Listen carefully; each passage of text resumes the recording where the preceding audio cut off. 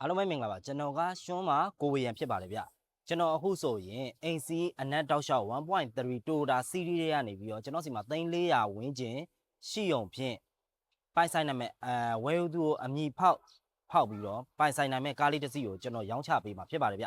ကျွန်တော်နဲ့အတူတူတွားရောက်ကြည့်ရှုကြဖို့ကျွန်တော်ဖိတ်ခေါ်ရပါတယ်ဟုတ်ကျွန်တော်ရောင်းချပေးမှာကတော့ဒီ Toyota BB လေးပဲဖြစ်ပါတယ်ဗျ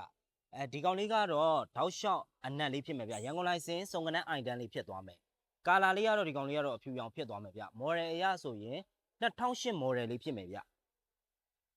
2008မော်ဒယ်လေးဒီကားလေးကိုကျွန်တော်တို့3400ဝန်းကျင်ရှိအောင်ဖြင့်အရေးကြ3နှစ်ထိကိုကျွန်တော်တို့ပိုင်ဆိုင်နိုင်မှာဖြစ်ပါတယ်ဗျဒီကားလေးကိုဝယ်ယူသူကိုကျွန်တော်တို့ကဝယ်ယူသူအမည်ပေါက်ဖောက်ပေးမှာဖြစ်ပါတယ်ဗျဒီကောင်လေးဆိုရင်ဗတ်မှတ်မီးကြောင်အောက်ကအလွမ်းဝီးဖြစ်သွားမယ်ဗျဘေးမှာဆိုရင်လည်းကျွန်တော်တို့ဘေးစကတ်လေးတွေပါသွားမယ်နော်ကျွန်တော်နဲ့အတွင်းကနေတူသွားကြည့်အောင်သူကတော့ခုံဆက်လေးဖြစ်သွားမယ်ဗျဒါပေမဲ့ DJ version တော့မဟုတ်ပါဘူးဗျခုံဆက်ဖြစ်မယ် Power Window 4ပေါက်ဗတ်မှန်ခေါက်ချိုးမီးချိန်အကုန်ပါသွားမယ်ဗျဒီကောင်လေးဟန်ဂီယာလေးဖြစ်သွားမယ်သူ့ရဲ့အနောက်ခန်းလေးကြကြဝန်းဝန်းနဲ့ထိုင်လို့ရပါတယ်ဗျအရက်ရှိတဲ့လူအတွက်ဆိုရင်ပို့ပြီးတော့အဆင်ပြေတယ်ဗျဒီကောင်လေးကတော့ခေါင်းလေးမြင့်သွားတာ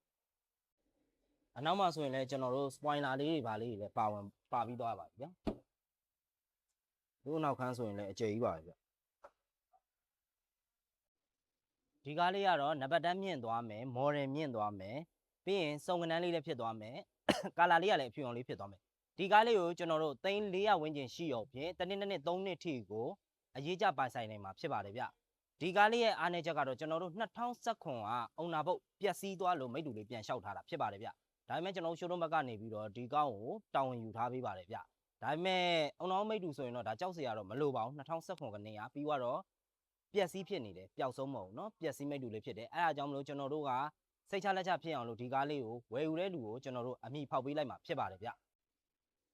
ဒီကားလေးကိုစိတ်ဝင်စားလို့လာရောက်ကြည့်ရှုခြင်းနဲ့ဆိုရင်ကျွန်တော်အမှတ်တောင်းမှုမြင်းဆောင်105မင်းရဲကျော်စွာလမ်းမကြီးဖွန်ရှစ်လမ်းစုံ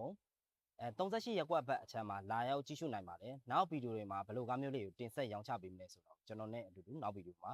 ပြန်လည်စောင့်ကြည့်ကြ